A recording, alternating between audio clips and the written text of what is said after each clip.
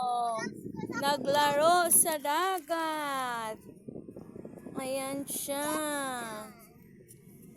Si Athena. Oh my gosh! Sila. Ayan yung iba nandoon. Nag-uwian na. Kami na lang. So, let's go guys! It's evening na already here. Kuan na. Siguro mga mag 6 o'clock na siguro. Dark na. It's very dark. This is the city of Giholngan. It's a nice place. Daplin mig bye-bye. Daplin mig karsada ang bye-bye nila dere nya. Nice kayo kay. Kuan low tide man karon. Hoy, ulat mo.